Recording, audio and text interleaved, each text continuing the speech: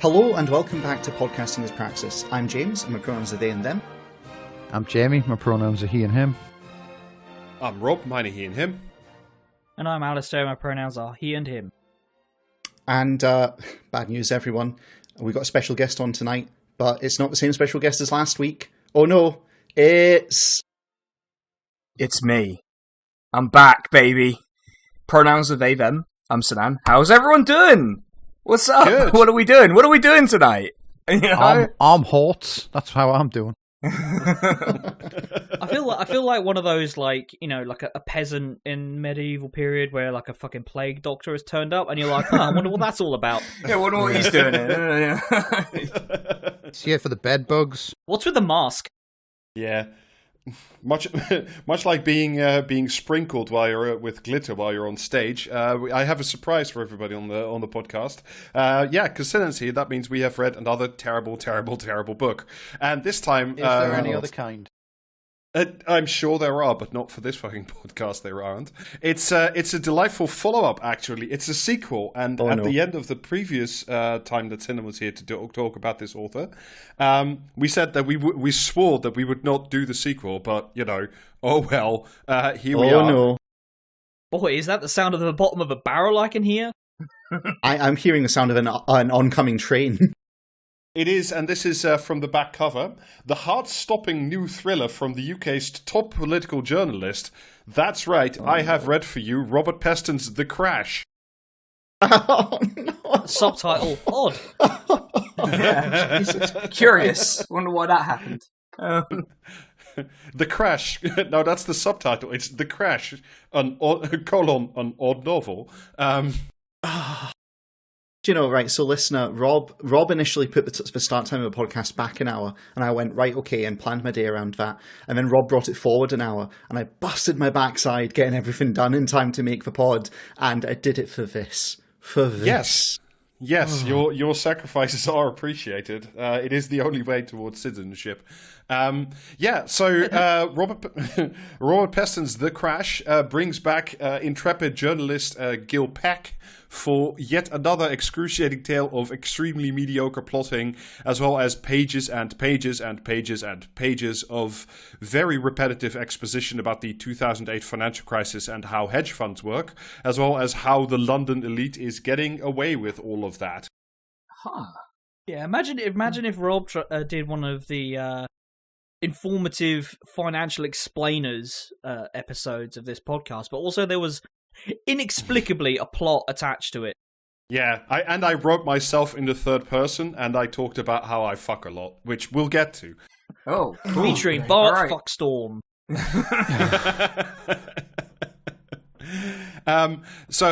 Basically, like, this is a very terribly plotted thriller, and interspersed with many pages is, you remember the bits in, like, The Big Short where they explained, like, some of the mechanics, Margot Robbie on the hot tub. I remember that bit. Stew, all that stuff. Yeah, I absolutely remember the Margot Robbie bit. Yeah, I also remember was it Anthony Bourdain doing the kitchen stuff? Yeah, that was really good as well. That was actually excellent. really good. Right, what am I thinking of then? I don't think I've seen that. Maybe you thinking Wolf of Wall Street? Yeah, Margin Call? Margin Call, yeah. There are a lot of films about that kind of thing, it turns out. Yeah.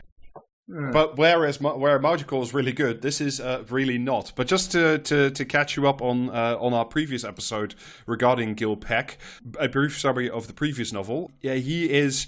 Last time I did like the thing where I like mentioned all the fake names because it's all based on real people. I'm just not doing that this time around. So Boney Claire. Yeah. What the fuck is Johnny Todd is Tony Blair. Johnny Todd. But for the purpose of this novel, we will not be doing that. So Gil Peck, Robert Peston, working for the Financial Times, uncovers a plot by Rupert Murdoch, who has murdered his sister, so Rupert Murdoch could keep secret the fact that his pension fund had a big hole in it.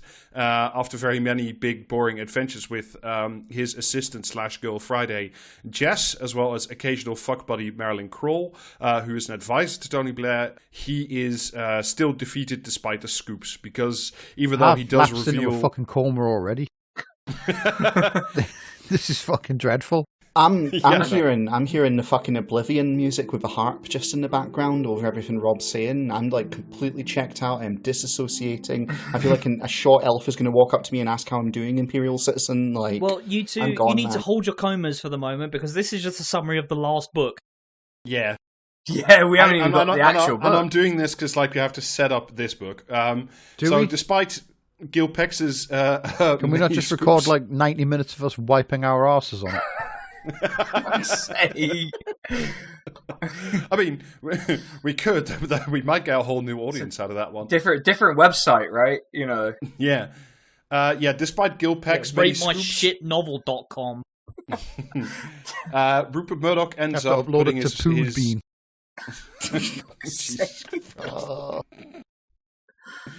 So despite his best effort, Rupert Murdoch ends up putting his weight behind Tony Blair to fix the pension gap. And it also turns out that Tony Blair was probably the one who got his sister murdered because she was gonna have his baby out of wedlock. At the end of book 1, Gil Peck swears bloody revenge on everything, and so on and so forth. So that is where we start. Is there like a visual aid for this fucking plot? Because like this is a summary, and it's already interminable. Rob, I am heavily dosed on ADHD. I am heavily dosed on ADHD medication. I couldn't follow a fucking word of that. Believe me when I say that that's the extremely simplified version of the previous novel. But it's merely to remind you of the existence of basically Tony Blair and political assistant Marilyn Kroll, both of whom feature again in this novel. I feel like most people are aware of Tony Blair's existence. As does like Rupert Murdoch, being like a much smaller role, so he gets less. Anyway, let's dive straight into it. Very briefly, a rundown of the main cast of characters, if you can be bothered to remember any of them. We have, of course, Gil Peck, the thinly veiled stand-in for Robert Peston. Basically, he's still a fiend for scoops. He drinks very expensive wine. He loves having free lunches or expense account lunches, and talks too much Gil Peck about can't stay out the fucking Baskin Robbins. Exactly. He also wears atrocious fashion still, if you remember the famous Robert Peston photo shoot for the Times a couple of years ago. And he is no longer with the Financial Times, but he now writes a blog, because it's 2008, everybody, for the BBC. The firebrand blogger from 2008. Yeah, we all remember that guy. Yeah, and his blog is called Peckonomics. So, you know, that's the amount of seriousness going on in this book. There is also Jess something or other. She was his girl Friday at the Financial Times, but she's now a girl boss with a daughter, but still at the FT. But just to make sure that this is how thinly veiled it is. In this version of the world, the pages of the Financial Times aren't the soft pink, but they are soft green. Just, they're very different. It's a wink and a nod to the real world. Wait, so does this mean this is the eponymous boss baby? Is that how this works?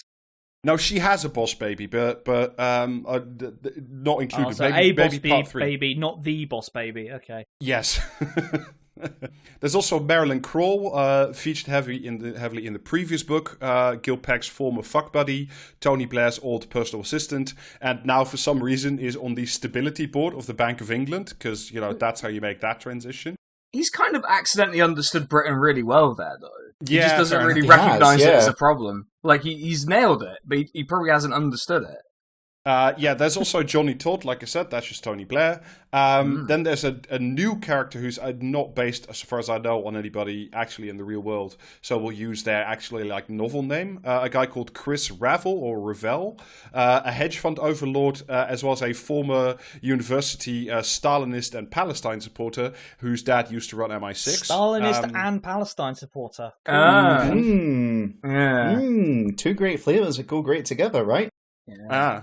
I have some. There are some choice quotes coming up about what it's like to be a Stalinist at Oxford. I assume it's fucking fine, to be honest. Like, do you reckon that if you declare yourself a Stalinist at Oxford, that your MI5 and MI6 applications just arrive in the mail on like day 2 or something? Yeah, like I imagine it's actually not to anyone's disadvantage to say that when they're at Oxford.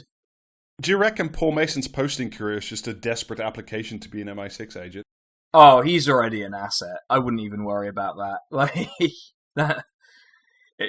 Although actually, maybe not. He might be a little too stupid even for British intelligence. Now I think about it. Yeah. Anyway, so the last main character you kind of need to keep an eye on is a guy called Alex Elliott.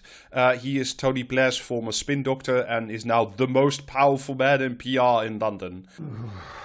The most powerful man in PR. Yeah, he's like a lobbyist. He's like a sort of a halfway cross between Alasdair Campbell and Max Clifford, like sort of like that. He's also a big-time pervert and also a coked-up weirdo. And pretty much what I don't set the setting for a scene, assume that it's either in an expensive restaurant, an exclusive club, or a huge countryside mansion. And also assume that expensive alcohol is being drunk and sometimes cocaine is being taken, because that's just how that works. I mean, it's Britain. I assume alcohol and cocaine are being consumed in some fashion. This is not surprising. I mean, this is like senior politicians and like economists rather. So like, yeah, cocaine is their bread and butter. So yeah, I suppose. Yeah, just all right. So we kick off. It's actually the prologue takes place towards the end of the book. It starts, in the middle of a high tension scene. Oh boy, I love starting in medias res. I love that literary device. God, Boy, do you ever. Let me read you the first couple of sentences. As a scoop-getting reporter, I am adept at assessing risk. I don't say that ice cream loving reporter. I am adept at assessing risk. I don't say that to show off, just to insist that I'm not being melodramatic. There is no point lying to myself. I can exclusively reveal that the odds of me passing out and dying here on the top floor of this monstrous architectural tribute to financial globalization are greater than even. And I can tell you that because I got the hot fudge that I wanted. All this motherfucker ever does is lie to himself. He's got some nerve. Yeah, a bit later on, it turns out that he's being menaced by a big ex-Special Forces guy called Bill. I remember my lost finger, my darling little finger. We've been through so much together. Did they put it in the jacket of in the pocket of my LaCroix jacket? I think so. So they've snipped his finger off. Damn, it do be like that sometimes. It's just. Did they have to stop? Could they not have kept going? The thing that you've just told us is that the main character of this story has got his little finger cut off, right? Yeah. And that's normally quite an intense, engaging moment. But the way that this has been written is made it a grind. It's fucking incredible. Robert Peston just must be just a big fan of John Wick or something and thought, I wonder if I can write that in. Yeah, it's just a shame that it's not based on the doubloon economy, because I would have read way more of it and been much more into it. Yeah, I'm a big wheel down at the pirate bank. Yeah, so basically we sort of flash back to where it all started, and then towards the end of this podcast of the book, we'll get to why his finger is being cut off. So we start with Gil Peck is in the hospital because his mum has cancer and he's with her, but he's of course running to the corridor and ignore his mum because scoops are doing, and he's getting them on his BlackBerry again because this is 2008. So we have a coupon to email arrived for Baskin Robbins. The scoop he gets is the impending fall of BlackRock again because this is 2008 and the coming financial crash. This is extremely the newsroom. Yes, this is powerfully the newsroom. Yeah. Wow, these events are unfolding around me, but boy howdy, am I not going to have any influence on them whatsoever. Well, you'd think so, but actually, as it turns out, Gil Peck is the most powerful reporter in the UK, and part of the bad guy's plot actually revolves around him putting out a blog that's positive about their nefarious scheme. Because if Gil Peck publishes it, it must be true. I'm sorry, is this how Peston sees him? Does he see himself as if he endorses an evil scheme, it will then come to pass? Does he perceive himself as having this power? Because, I don't think anyone has fucking heard of the dickhead outside of, us. For real. Like us and fucking saddos on Twitter. Well, I'm not even on Twitter anymore, so it's even sadder than that. But still. Jesus. Anyway, so we get to like the first, I would say 50, maybe 75 pages of this book are like mind-numbing amounts of repetitive explanation of how things like collateralized debt obligations work. I won't give you all of it because, like I said, it's mind-numbing. I'm just going to give you, this is page 8 in a tight political just enough thriller. to take the edge off, eh? And it begins miraculously with, so, to state what you already know, because it's been explained on the previous page, I think, anyone without a job or who has lost their job will struggle to pay interest. And that's where the CDO comes in. Think of them as financial sausages. Into the grinder, you put some proper beef, but also some offal and maybe fat and gristle and bits that nobody wants to think about. I'm sorry, I preferred the Big Short explanation where it was their dog shit wrapped in cat shit. That's a much more simple and funny explanation of this. Like, Jesus Christ. Like, you know, the skill of a journalist is being able to take big ideas and break them down for easy consumption, and this is the opposite of that. yeah, you see how I remembered the line from a film I've not watched in years? I'm gonna fucking forget this sausage bullshit, like, as soon as we're done. I'm not gonna lie. It's just the anglicized version of imagine a hamburger. Yeah. Imagine a full English. Like, The idea of a CDO is pretty much the same. The bankers mince together risky loans with less risky loans and then slice and dice them into bonds. The idea is to turn something poisonous into something edible. You could see it as modern-day alchemy. It's been brilliant business for the banks. Modern-day Fucking alchemy. fuck off. Right, the phrase modern-day alchemy needs to be banned from any kind of writing, especially by these kind of pricks. I can't fucking stand it. Every one of these fucking novels, everyone read The Alchemist and then suddenly everyone was like, oh, it's modern-day alchemy. Just immediately, like Shakespeare risen from the grave. I'm so tired of it. I'm so fucking... Didn't he use exactly that same phrase in the last novel? I swear to God he did. I'm mostly pleased he wrote the word mince into the book. That I'm pretty pleased by, if nothing else. A big fan of Turkish politics, I guess. Yeah, that's right. Peston weighing in on the critical 0.8% that Mintz got at the election. So he's having this conversation, this explanatory conversation in the hallway of the hospital. So of course he's being kicked out by the nurse.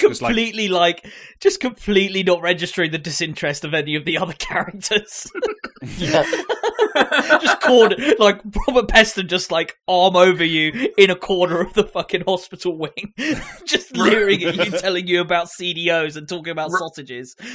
I like to imagine that the nurse is treating him like he's developmentally challenged, and it's like, oh yeah, that's very good. Lift your arm, please. So she's like trying to find a vein and all the rest of it. It's just like listening to him waffle on. Great. Absolutely great. Right after he's been told to get the fuck out by one of the cancer ward nurses, he goes in to tell his mum that he has to leave using the following line. This is a direct quote. "I've got to file a blog, Mum. I'm going to sit in a cafe for an hour to write it. My blog is out there, and this story is going to change the world." Guess that's how I tell my mum I'm not visiting, because I'm like, I've got a tweet. Sorry. It's going to change the world. What can I do? I've got a tweet. I can't tweet on the train. So his mum's in hospital for cancer treatment. His mum's in the hospital for cancer treatment, but don't worry. Yeah, his explanation of CDOs gave her cancer. Basically, he publishes this blog on Peckonomics, and that is basically because he does that. That basically kickstarts the Northern Rock bank run, and therefore the British come on, variant. Absolutely really. Come on. The blog post that crashed the global economy. Okay, dude. Yeah, all right. I just looked up Peston's education to see whether he has an economics education. And I feel pretty confident in saying he doesn't, because he did a degree in PPE, which I believe Oxford. just is at Oxford. I'm going to guess there's barely any actual economics in there.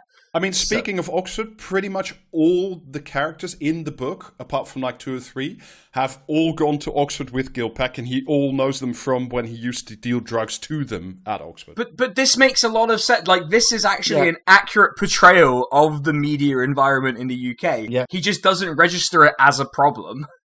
Yeah. Yeah. Anyway, so he just says, that he feels disconnected from people. He also turns out that he has ADHD, which he used to medicate with cocaine, but he now medicates with exercise. What? Piss off! Absolutely Fuck go. off. Oh! Fuck off. Like, actually fuck off with that. Get absolutely fucked, you motherfucker! First of all, I looked into this after talking to Alasdair one night. Medicating ADHD with cocaine does not fucking work very well at all. It's not a good idea. No. Even barely, right? It just doesn't. It's not the right kind of stimulant. Second of all, you cannot fucking manage ADHD with exercise. Like, this is an insipid line which has started to creep in the British press recently. I'm not even kidding. There was an article out today about it. We're all like, oh, I used to try these very heavy-duty drugs, but they made me feel a little weird, so now I just exercise and eat right. I'm like, if you can manage your ADHD by exercising and eating right, I'm sorry, you don't have ADHD, you fucker. Just, as someone who his life has been transformed by these little pills to suddenly being a functional human being, I just... that was calibrated for me, Rob. Fuck you. Yeah. Just, how dare you? Don't worry, listeners. They're still a podcaster, so, take functional human being with a grain of salt. It's true. Can't argue with it. Like in the previous novel, his real passion is scoops and economics. The seemingly chaotic gyrations of in markets, the green flickering ticker light for price rises, the red warnings for down, are compelling patterns to me that make perfect sense. Humans are treacherous, markets don't lie. Yeah, in the end, ultimately, isn't a Bloomberg terminal the most beautiful thing you've ever seen? Yeah, don't you secretly just want to stick your dick into it? Anyway, off he goes to the BBC to do some economizing and explaining to the stupid people of the stupid British people, who he halfway through the book becomes like a hero to. Like, he'll walk down the street and like random people will like lean out of white vans and say, "Thank you, Mr. Peston, for keeping us informed." Yeah, that happens multiple times. We all love to lean out of our moving vehicles to shout at a fucking blogger. Was it Peston who actually got assaulted in the street recently? What journalist was it who posted about getting assaulted just randomly by a passerby? Because that's far more accurate, frankly. He also gets assaulted in this book, but that has more nefarious reasons. But we'll get there. Oh, okay. Anyway, so before he goes off to the BBC, remember how I said he was like a fashion guy? I won't quote more of this because there's so painfully much of it in the book, but just to give you a flavor. Back in the bedroom, in front of my floor-length mirror, I tweak my hair. 150 quid of Nicky Clark's scissor work, floppy on top, shaped at the back. Creative tension between chaos and precision, and just a trace of product. I take pains with the knot of my... the thing that separates me from the animals is an expensive haircut. This is fucking Keir Starmer. Like, this is you know what, actually, this is the fucking opening to Psycho, is what this fucking is. It's just done incredibly badly. I take pains with the knot of my electric blue psychedelic Duchamp tie at the neck of a laundered and pressed white Charvet shirt, a few millimeters of slack. If there's too much pressure at my throat, my neural pathways go haywire. He's too turned on by the pressure on the throat. That's what I've understood from that. Gets made too horny by it. Oh, we've all been there, It's just, don't need to put it in your book. Yeah. On the way to the BBC, we do get like a smidgen of literary pretension, though. I am thrilled by the romance of incipient autumn, death creeping in. So I need to address that because I like autumn as a month. It's so very do I. much as not as a month, but like as a season. It would be a month this year in the UK, I would guess. Yes. But I that made me hate autumn. That made me hate it. Like I fucking hate it now. I've become a summer person suddenly. Fuck autumn. Peston has learned autumn. This is a guy who's only ever had the phrase purple prose explained to him, and he thought, "Oh, that sounds great." Yes. Anyway, so some news and scoops are doing. I won't bore you with it. And also a guy you don't need to remember, but just for the name. Peston invents a guy at the Bank of England called Merlin Whipplington, which is just a good name. most inbred motherfucker you've ever met. I can see Merlin Whiplington in my head. Like, I can see him. And the amount of, like, the way his jaw does not align because of severe inbreeding is just, like, it's perfect. I love it. That's actually the first good thing he's done in this book, is that name. Anyway, like in the traditional Peston sense, all the news that he gets, all the scoops that he gets, is just because people feed him information and he just puts it out uncritically, you know. And then afterwards he goes like, I wrote that blog that crashed Northern Rock. Maybe the people who gave me that information had some ulterior motive. Oh well, shan't inquire about that one too much. Yeah, and maybe Northern Rock was fucking doomed anyway. Like, maybe your blog was less of a factor than the American housing market imploding. Yeah, I mean, maybe, but, you know, he said so. He's like speculating like whether or not there's some evil doing, but it's bedtime. So I turned on Sky, thought about having a wank. I turned to Sky, thought about having a wank. Briefly looked at the Babe Station channel. I'm sorry. Does that what is that what it says on the page? Yes, can confirm there is a screenshot of the page. And this is what it says. I've been trying to keep up with what Rob's saying, but like it's like gazing into the abyss, and like it just all looks the same to me. All of these like screenshots of this book. Yeah, but don't worry about it, Alasdair, because Gil Peck thought better of it, scrolled through the 200 other channels until I found a 30-year-old episode of The Sweeney and drifted off. And Jesus, a 30-year-old episode of The Sweeney. Yeah. When's this set? 2008, I would have thought. 2008. Northern Rock. Yeah. All right. Yeah, I don't want to make it sound like I'm not taking any of this in, but I haven't got a fucking clue what's going on. I had a feeling that as soon as Rob said The Sweeney, that it was going to perk you up, Jamie. Yeah. It's like how Mintz got me, right? It's just... Yeah, there's something for everyone. Where you find it. Yeah. Yeah. Anyway, he gets a very ominous phone call from his previous fuck buddy and Tony Blair's old assistant Marilyn Kroll, who again now is at the Bank of England, warning him there is a lot of stake, be careful. And then, oh god, no, there is Marilyn a lot Kroll... of stake. Yeah, Google just joined the chat. That's right. Time to dry age the British housing market and see what happens. But then, you know, oh god, no, the plot is finally set in motion at page 50 of about 300. Marilyn Kroll, Director of Financial Stability, is found dead at her home from an apparent suicide. So, you know. Did she zip herself into a bag? Or what? Like, what happened? Like, Gil's inner monologue about the first thing you get after he hears this news is, I spoke to her this morning, period. We had sex a few days ago, period. And then watch The Sweeney. Yeah. Anyway, Gil goes to the house. He meets the deputy Met commissioner, who for some reason is investigating this, and spirals out of control, thinking of conspiracies and about how everyone he's ever loved dies cruelly. Just to get away from the prick. Jesus Christ. He does like to fridge his women quite hard, like in this. You know, a woman exists purely to advance plot by getting killed off and stuffed in the fridge. Fantastic. Love it. Sign of a great author if it just hitting those beats. So whilst in this sad funk, like he is about equally sad that his sister died, but also that he didn't get to write this true scoop news story about it. So, you know, it's a 50-50 on how sad it is. And this is a scene where Gil has to identify the body. Why it's him, don't ask, but that's how we go. I wouldn't normally mention this apart from the writing here. The door clanked shut. I walked to the side of the trolley. I need physical contact for the last time. I can see the two of us. Mm-hmm. I can see the two of us in her bed. She's naked, except for her stupidly expensive black French lace bra, comma, an unusual indulgence. She's on my face, period, moaning, period. You know. I'm sorry, I don't know why that made me laugh. I'm sorry.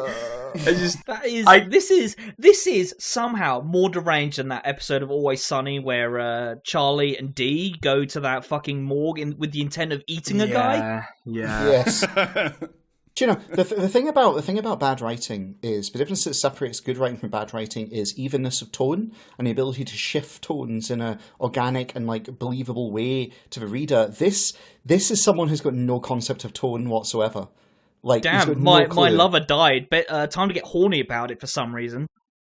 Like here's the thing: you can interweave death and horniness, but not like this. Not like this. Jesus Christ! This literally feels like it's a preamble to him copping a feel or something. It's completely It does, and that's innocuous. and that's what just doesn't work here at all. Anyway, so right after the Morgue scene, the Daily Mail does a hit piece on poor old Gil Peck. They call him a communist destroying Britain just for speaking the truth. A fucking freak who looks like he's about to molest a dead woman. Like, to be fair, if they had run with that, he would have deserved it. Yeah, he would have had that one coming. Yeah. I mean, to be fair, we only do that with like corpse fondlers about 3 months after they're dead normally, but. Anyway, so like they call him a communist destroying Britain. That's like a whole subplot. It takes about 6 pages and it just vanishes into thin air for no reason. That whole thing could have been cut for no. I don't even know why I'm mentioning it. Anyway, so he's back to working together with his girl Friday, Jess. Wait, hold on. So he gets pilloried in the mail for being a communist, and that just passes without comment, pretty much. Yeah, it's just fine. Yeah. That's just normal. Okay, it's all good. That's just what happens, I guess. Yeah, it's like, well, all right then. Like a force of nature. Yeah. Yeah. No way to stop this. I am a serious journalist. I'm absolutely not going to interrogate the way that the fucking media operates in this country in a book about a man who writes a blog that collapses the global economy. Cool. No way to stop this, says country where this routinely happens. Because he still thinks that Marilyn Kroll didn't commit suicide, but, was murdered for nefarious reasons. He works together with, like I said, Girl Friday, Jess, and they speculate that, like, who would benefit from Northern Rock crashing? So who made money on the crash? And she introduces a guy called Chris Revell, who's one of the main characters. And this is where they start discussing him. This is Gil Peck starting. We were at Oxford, Natch. Jess rolls her eyes. Of course you were. Silly me. He won the Gibbs Prize for maths. Brain like a supercomputer. Classic on the spectrum genius. At university... No. This is where it gets good. At university, he was a tanky. What's a tanky? A Stalinist. Member of some Life of Brian-style communist sect. Wow, You're pulling my... reference. Right. You're pulling my leg. It's not so crazy. Stalinism is about... What do you think Stalinism is about? Well, I can read the page, so I'm not going to guess. Yeah. Stalinism is about believing in yourself, being kind to your friends, and just having fun with it. It's about the government doing stuff. That's what my guess would have been had I not read the thing. No, actually, Stalinism is about focus, ruthlessness, discipline, and a refusal to be diverted by normal human instincts and emotions. All the qualities necessary for an uber-capitalist hedge fund manager. Yeah, the best kind of fucking hedge fund manager is a guy who fought at Stalingrad. That's what we need to learn. Joseph Stalin would have been, in fact, the best capitalist. That's what we've learned today. In a few years, Lenin Lover 69 is going to grow up to be the world's best hedge funder. So congratulations to half our audience. This is actually not an uncommon thing. It's not as uncommon as you might think, but it's a bit ridiculous. Yeah, I mean, as some kind of Marxist, you do have to actually have a look at reality, and it turns out that economics does sometimes have to come face to face with reality. Yeah, that is the thing. I've definitely known some people who have delved into the Marxism who have then made a fuck ton of money doing this kind of thing. I've definitely known one or two. I wasn't, not endorsing them, but, actually being able to observe material reality helps. Who knows? Yeah, so Chris Revell was not just like a Stalinist, but he was a PLO supporter too. There were rumors he was some sort of honorary member of Fatah. He spent all of his summers in Palestine and wore a keffiyeh the whole time. You couldn't even pick, like, a cool party. You had to pick Fatah. You couldn't even pick, like, the PFLP. You couldn't even pick, like, the actual Marxist-Leninist party in the PLO. Like, come on. This is fucking shoddy work. Well, this would require knowledge that he just doesn't have, Sinan. Yeah, I guess so. Like, this is extreme. I looked it up on Wikipedia and wrote about it energy. Anyway, so off we go to Marilyn Kroll's funeral. He is riding his Brompton, because he always rides his Brompton everywhere. It's name checked a lot. Through the idyllic countryside, which he himself describes as a constable's idyll, and all of the plot people there. There is a bunch of conversations. And why is he in the countryside, you ask? Because it turns out that Marilyn Kroll was also a massive aristocrat and a Catholic one. That's not plot relevant. It's just mused on for several pages for no good reason. Anyway, it turns out that Marilyn protesting was outside during this. Wait, do we not have Catholic aristos in this? I don't know. You have a huge amount of Catholic aristos. Yeah, they were the only ones. Yeah, I would have imagined so. Like, because there was a period where, I can't remember what it was called, but you could remain a Catholic, but you had to pay a fine, an annual fine, in order to not be converted to C of E, and it was only the aristos who could pay for it, basically. I mean, realistically, what's the difference between Catholic and Church of England anyway? So Yeah, I mean, papists. The real difference is that one was founded by an incredibly horny guy who wanted to divorce his wife. That's really all the difference that I see. Anyway, it turns out that Marilyn Kroll was oddly supportive of the government bailing out Northern Rock, even very insistently so, which went against every principle or something she may have had. And she was a big believer in moral hazard, so something sketchy might be up.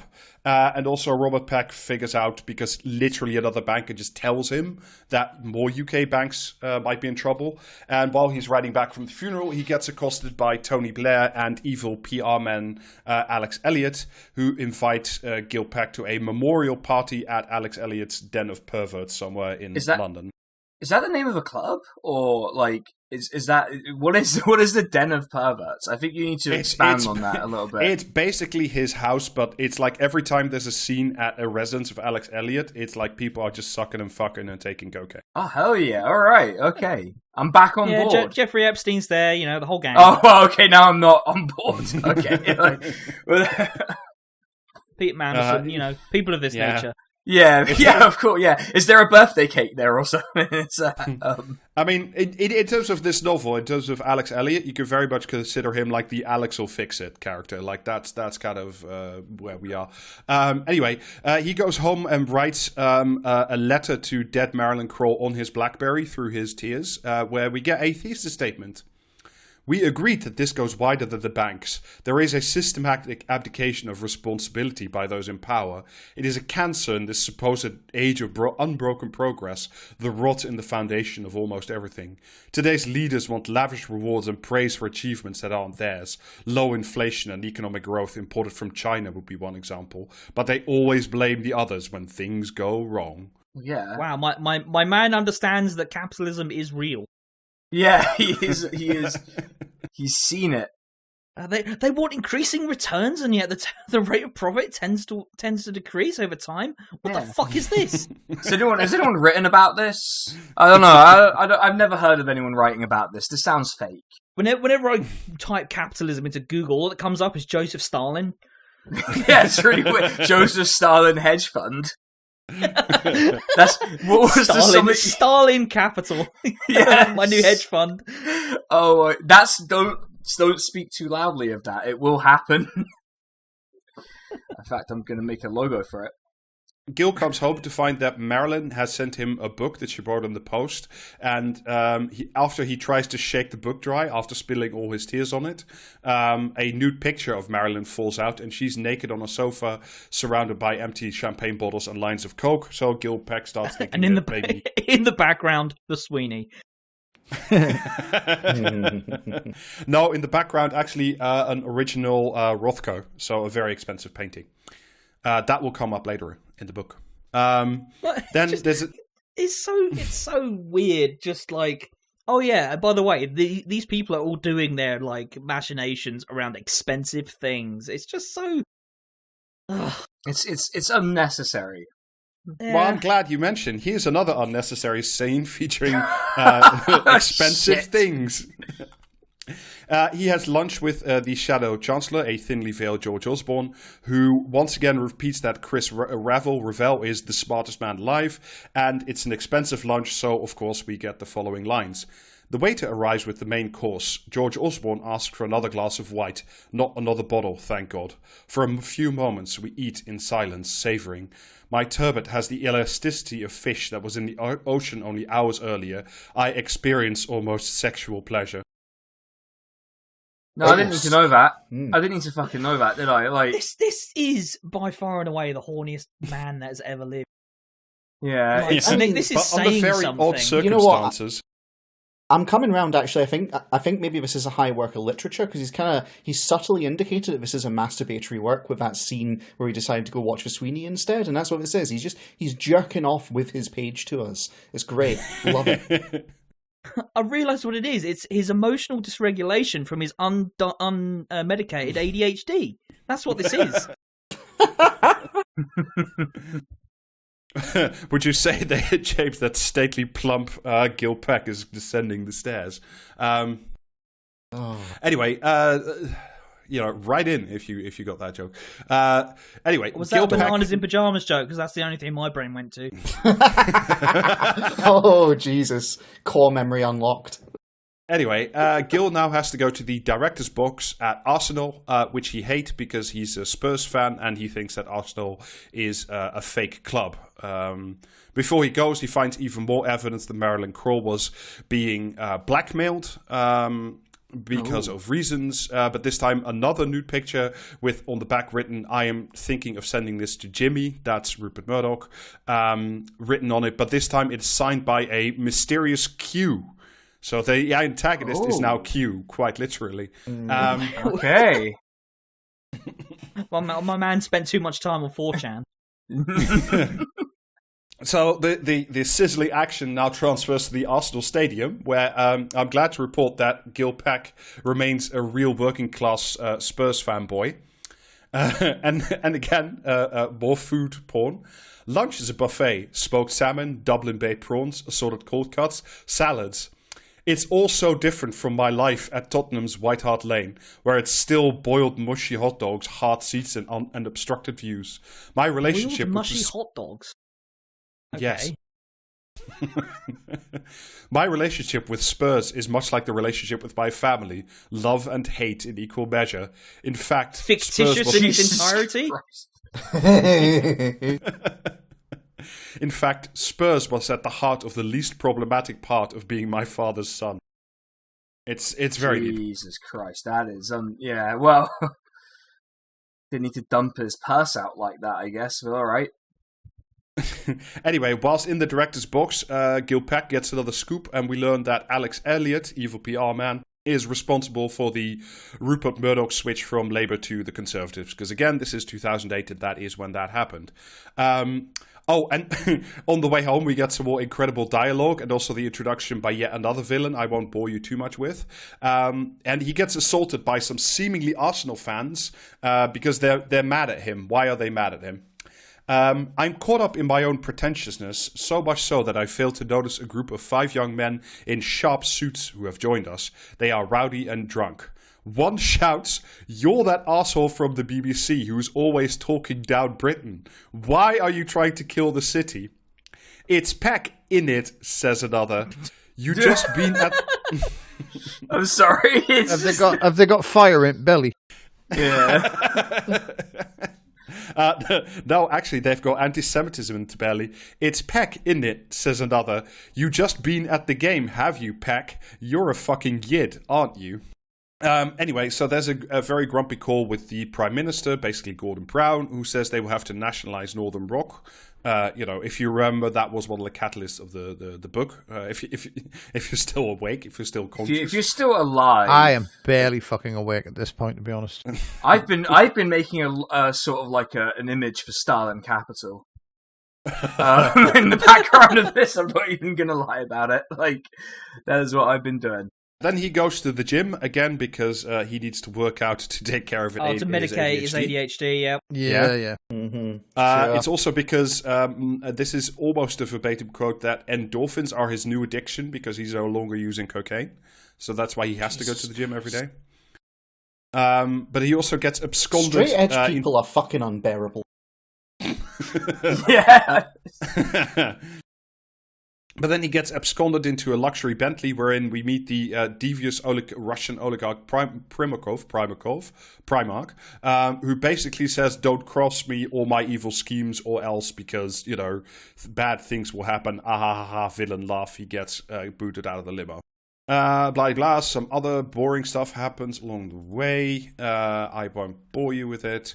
And then once again, the Daily Mail does another hit piece on him. To reveal that he used to fuck Marilyn Kroll. She's the one who committed suicide. So whoever... Secret ultra-communist. Exactly. Yeah. So simultaneously they reveal that, a member of the press was fucking someone in government.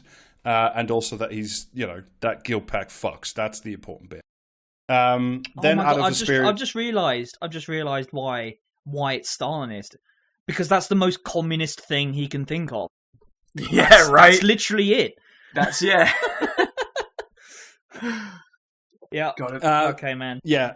Then at some point, we're about halfway through the book now, he ends up kissing and fucking Jess, his previous girl Friday, but now, more of his girlfriend. And then together they head up to Alex Elliott's big countryside mansion for the Marilyn Kroll memorial party, where all the main characters are at again. And they're all... eating caviar and drinking champagne and so on and so forth. And just, once again, Gil Peck and also Robert Peston have some real sex issues. And this is just to say that his new girlfriend, Jess, is not just like the best reporter, but she's also DTF. With the car door open, she swivels in the driver's seat towards me. She ostentatiously hitches up her skirt. I like the idea that he's sat in like the back seat and she's just spun around on the spot to look at him. He's strapped into the child seat in the back, yeah. Child locks on. He's got like an iPad in the back where he could play Scoop on like a kid limited iPad. I love this use of the word ostentatiously, because I just double-checked, and the dictionary definition is in a pretentious or showy way designed to impress. And that is not a word that you use in, like, a sexual context. That's not at all how this guy doesn't know how to write erotica. Look, I think we're assuming a lot. We're assuming that Peston has actually had sex here. And I just want to say that everything he writes about sex that I've ever read has confirmed that he has never had sex. I'm sorry. I mean, it does feel like you looked it up on Wikipedia, you're right. Yeah, she ostentatiously hitches up her skirt so I can see she's not wearing knickers. Am I supposed to say anything? Bit of motivation for you, she smiles. That's such like a fucking Peep Show like monologue bit. When like Mark is in the wardrobe with the cupboard at work with Dobby. Yeah, the fuck bunker. Yeah, exactly. Like it just reminded me of that. I'm just like, fucking hell. Like why is he written Peep Show but less funny? Why is this what he's done? This would be massively improved by just imagining Mark from Peep Show as Gil Peck, yeah. Yeah, absolutely. Because he has the same, like, awkwardness about everything. Because it makes absolute sense, though, because, like, then that, you can absolutely imagine Mark from Peep Show standing over someone in a corridor explaining what a CDO is. Yeah. like finance bro Mark Corrigan as opposed to history enthusiast. And then you've got it. That's it. That's what it is. Anyway... Gil and Jess, she snatch Sans underwear, attend the party, blah blah. There's caviar, expensive wine, and champagne. Cabinet ministers mixed with aging... I'm sorry, Rob, I have to take you back because I've just read a sentence and it is just completely, like, erased any memories I've ever had. Energized, I grip the foot of her boot and pull. Okay. What? Oh yeah, I trimmed off a bit because they're parked in a muddy field and she doesn't want to get her expensive... something or other boots dirty before they get into the party. Oh, the foot of the boot she is wearing, not the foot of the boot of her car. Okay. Okay, makes a lot more sense now. He's gonna shag the car. He's just gonna fuck the exhaust pipe. Like, he's just pulling bits off the car like in fucking Street Fighter. He's actually found himself in a WWE contest and has to rip parts of the car off to beat up someone. Trust only your fist. Gil Peck will never help you. Cabinet ministers mixed with aging pop stars, with aging pop idols, British movie stars, and feline Russian models. And here I give you the great writing alarm again. The caviar flows like bitumen being ladled on a road. Okay, be honest, other people on this. How many people do you reckon know what bitumen is instinctively? Like, immediately know what that is? I think a Not few many. I people mean, probably. I do because I did a fucking degree in this shit. In bitumen or in caviar. They cover it in high school chemistry. I did a degree in fractional distillation, and so, you know. Yeah, pretty much. The thing that like struck me there was that it was being ladled onto the road. Yeah, Like the fucking, do you know what I mean? The guys in high vis just stood around a giant tureen, just like fucking serving up bitumen. pouring. Does anyone else think of the tar drop experiment? Like, Yeah, I was uni. Yeah. Now I'm just thinking about serving pure bitumen on a blini, like for Christmas, with a little flake of dill on top. Like I get where he's going for. So he's going for the slightly warmed but not too warmed, like gravelly kind that they use to backfill holes and stuff. And so there's the germ of an image that if there was an actual connecting metaphor or something around it, you might be able to do something with like the depravity of the scene and like Sorry, are you handing it to Robert Peston? No, I'm not. I'm because you do explicitly not got to It's the do that. opposite of that. taking so the fucking bad. keyboard off of Robert Peston. Yes. Anyway, so whilst at the party, Gil Peck literally hides in the curtains to hear In the fuck Alex bunker. Yeah, that's right. in the fuck bunker. Yeah, actually, in a previous scene, In the I think fuck that's- bunker with a cum stain on his expensive trousers. in a. What a great episode that was. What kind of road surfacing material are the curtains made of? Which bit of Actually, the fractional distillation is it related to? They're made out of kerosene. Carry on.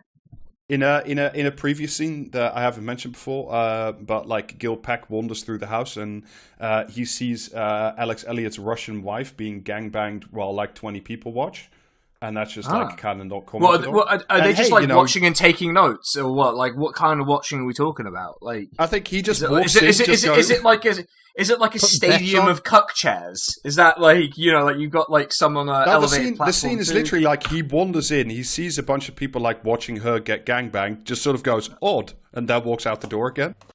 Okay, cool. Yeah, checks out. Yeah, that seems fine. Like, Anyway, so Gil literally hides in the curtains to hear evil PR man Alex Elliott plot with mega genius Chris Ravel and the head of some other bank that you don't have to worry about, but that's also in bad shape, as to whether or not they can get some Saudi money, but only if they deliver yet another plot MacGuffin. I can't be bothered explaining the plot to you anymore. I'll just do it all in the final reveal scene in a bit. we were joking about Saudi Paul before. I don't know if it's on recording or not, but it turns out he was relevant to the story after all. Yeah. Oh, and it also turns Yeah, out well, that fucking- Robbie P's annoyed me so much I'm going to have some fucking pepperoni. and Otherwise, it I might actually fall asleep. and it turns out that Elliot, evil PR man, is actually Q, and also behind many other evil plots. I won't bother explaining it to you. Oh anymore. man, he's just a born What, from, poster. from James Bond. No, actually, it's even stupider than this. Basically, what happens is that Alex Elliott is part of an Oxford drinking club called the Malmsey, i.e. the Bullingdon, but with a different name. And they are called that way because they crave power above everything else. And Elliott is their ringleader because Q stands for Quasimodo, because they all revere Richard III, who also had a hunchback. Richard III gets a bad rap, and it's mainly Shakespeare's fault. He was a perfectly competent administrator who probably killed his nephews. But still, competent administrator generally. He was just personally his unpleasant. nephews were royalty, though, so... Yeah, so, in a sense, is Richard III not, in fact, more based than Stalin, possibly, according to this book? So, Stalin Quasimodo capsule. Yeah. Anyway, okay. Updating the logo now, the image I made now. In 2008, did the Bond films actually have Q? I don't think. Yeah, they they did must either. have done. No, They they've must always have had done. Q. They must have done. Well, Yeah, no, that's... but I'm pretty sure Casino Royale didn't. Casino Royale doesn't, and I'm pretty sure Quantum of Solace doesn't either. No, it doesn't. You don't get Q until he turns up in Skyfall to plug the fucking like bad guy's USB directly into the fucking mainframe at MI6 or whatever. There's a guy who turns up and like injects fucking Daniel Craig with the fucking tracking device in Casino Royale, but he doesn't have a line and he's not named.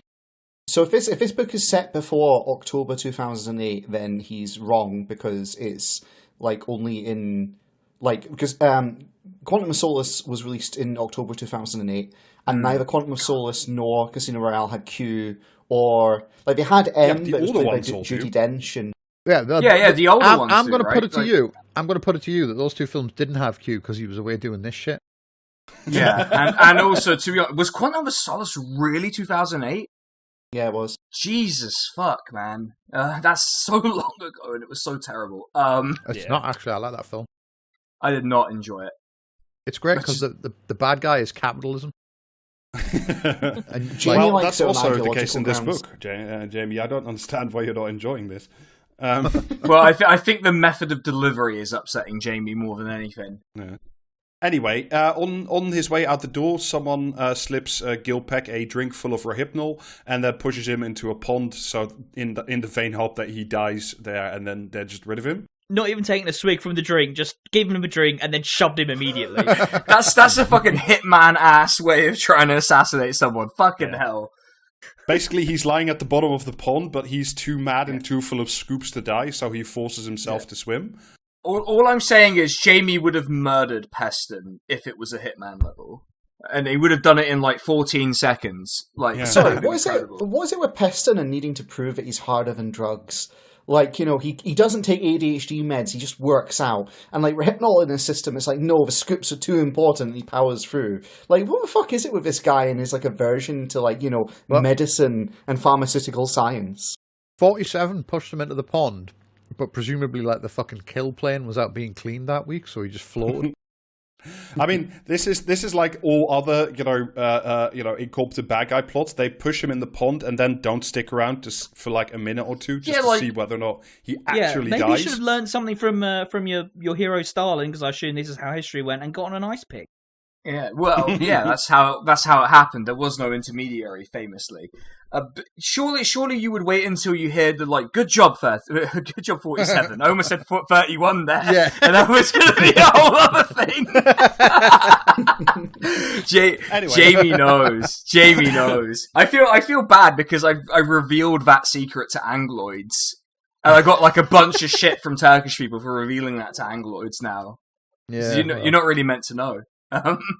Gil Peck's dad dies, so naturally, because this is yet another scene with a dead body. In the pond. No, I won't bother explaining it. Like he dies, so of course, this is a scene. This is a scene with a corpse in it. So guess what? Dies of drowning because he's hanging in the guy's attic. This is Gil Peck and his new girlfriend Jess, she of the no underwear, texting while he is literally at the family wake. The BlackBerry buzzes. It's a text from Jess. Don't go home. I told Amy, her daughter, your dad died. She says you've got to come home and stay with us. I reply, thank you, and please say big thanks to your daughter. She replies, I want to fuck your brains out. Me, sadly, we cannot have sex. I looked it up and intimate relations are banned during the 7 days of Shiva, as is the wearing of makeup. Jess, fuck that. Apostasy is the best aphrodisiac. Okay. I feel like I zoned out and then zoned in there at like a really weird time. What the fuck's happening? He's disclosing he's got a religious hang-up kink. It's fine. Like, let's move on. Yeah, but I mean, we're not shaming for that. I'm just saying that this is yet another scene with a corpse in it that makes Gil Peck horny.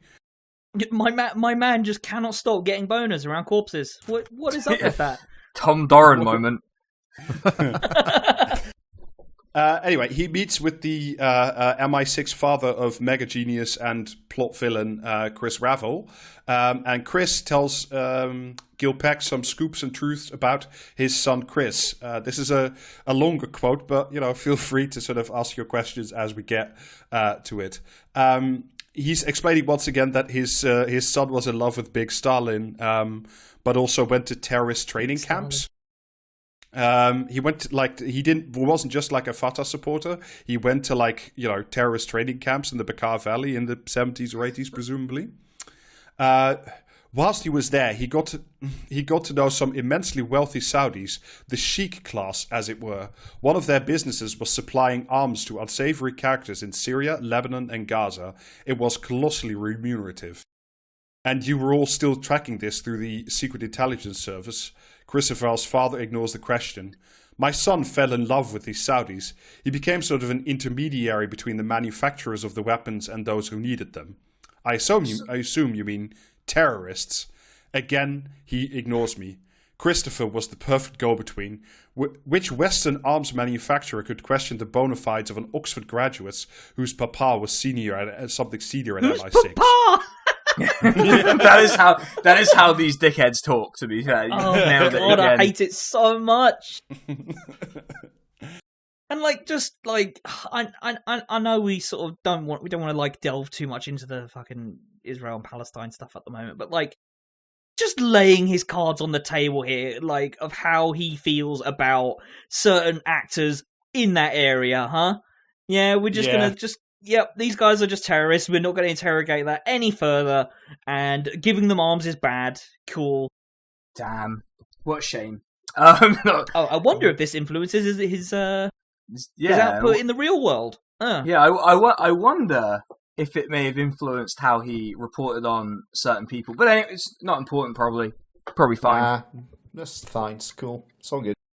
I mean, at least he knows that Fatah had an armed wing, I guess. That's at least a step up from the level of knowledge of not knowing that the PFLP existed. So he's doing all right. My son is a man of contradictions. As I think I told you, we were estranged. But I did become aware, as I do assume you did too, that he joined a number of left-wing sects at university.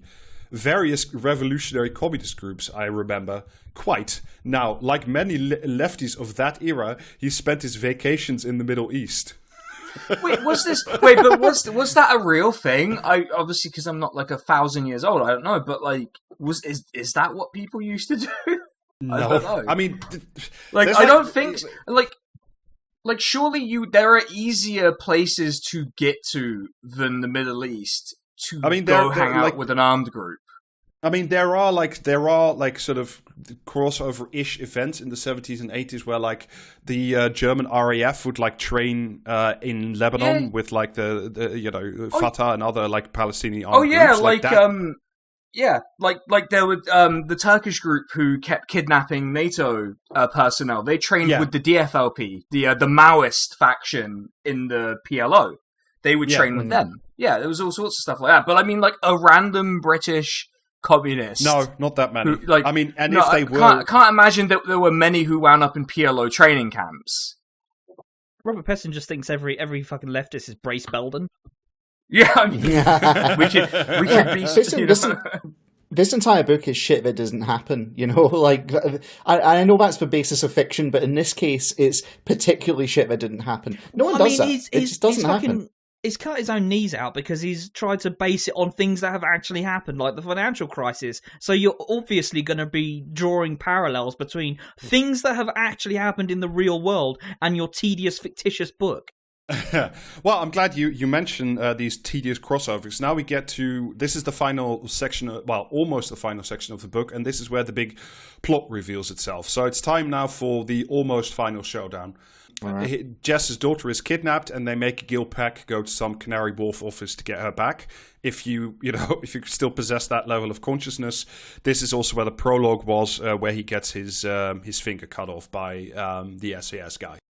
Anyway, the plot is as follows. It turns out that all of this, including the Northern Rock bank run, is a big plot concocted by Chris Ravel, the Stalinist capitalist, Alex Elliott, evil PR man, and, surprise, surprise, Tony Blair himself. The three of them are in cahoots for various reasons. Basically, Several hedge funds are sitting on massive subprime losses from the American mortgage market, but are hiding it under cover of some British banks. And in order to fix many steps of interminable finance bullshit, they need a bunch of Saudi money. But the Saudis will only give them the money in exchange for buying a UK tech startup called Athena, which can do the following, which is why the Saudis want it. What can you tell us about Athena Tech? Not as much as I'd like. They publish nothing and are obsessively secretive. They are a rarity in the UK, a world leader in advanced technology. According to my defense sources... That's not changed, has it? No. Sorry. According to my sources, they have developed an unmanned remote controlled aerial vehicle, so a drone, that can scan for booby traps and IEDs with astonishing accuracy. I was really hoping it would be like can scan for boobies, and I would have been like, we are so bad. We need the fucking tits drop. From we David. do. Yeah. Anyway, so that's basically the plot. It's all been set in motion so a bunch of hedge funds can cover their losses in secret and then get some Saudi money and so on and so forth. But they used a whole bunch of money from the evil Russian oligarch to do it, but then decide to stiff him out of the proceeds. I'm sure that's fine. I'm sure a Russian oligarch would take that lying down, by the way. That's probably fine. But like I said, even though all of this is inevitably going to happen anyway, but to make it credible and make it real, they need a Gil Peck blog post to do the scoop on this acquisition of this drone company by the Saudis to make it believable and real. And that way, if Gil Peck reports it, nobody asks any questions, because that's just how news works these days. And because they've cut off his finger and are threatening his sort of adopted daughter, he presses send on a blog and the company gets bought, blah, blah, bad guys win. Cool. That is not the end of the book. Oh, fuck. I was about to say some very unkind things, but I guess I'll hold them for 2 more minutes. Anyway, inspired by his dead dad, who always told him not to get mad but get even, that is exactly what Robert Peston does. Don't get mad, get horny. Off we go for the final scenes, which are set in Davos, including many pages of unnecessary bullshit that I won't bore you with. Apart from the one thing that I personally found incredibly funny is that he explicitly writes that the moment he gets off the train in Davos, so in the village itself, he puts full crampons on because he's that worried about slipping and ruining his fancy suit. That's pretty funny. When do they host Davos? I mean, it is in winter, it is in ski season, but pro tip, by the way, the slopes are super empty then because everybody's in the conference room, so the skiing's really good in Davos that week because there's nobody there. Oh, all right. Well, yeah, I'm sure we'll be right on that. Thanks, Horace. Anyway, all the bad guys keep cackling at him and saying, you're our bitch now, and we won it, and so on and so forth. But this is now we get to the true ending, which is basically the 3 evil geniuses were using the bad Russian oligarch's money and fucking him over in the process. But Gil doesn't get mad, he gets even, so he actually tells the Russian oligarch everything. That guy arranges for PR man Elliot, Stalinist capitalist Ravel, and Tony Blair to take the helicopter back from Davos to the airport, which is always a good idea to get on a helicopter owned by a Russian oligarch. And that it turns out to be inexplicably true. Start playing with hand grenades on there. Yeah. So that you exactly what you think would happen does happen. The helicopter blows up, killing Tony Blair, the hedge fund guy, another evil hedge fund guy I've cut out of explaining because it's too much. But not PR man Alex Elliott, villain supreme, because I assume for plot reasons he's needed for the next book. Oh god, there's going to be a next book. Fuck. So this is alternate. This is an alternate reality where Tony Blair gets murked by a helicopter blowing up. Yes. Okay, you know what? Sometimes the last act does in fact redeem a book.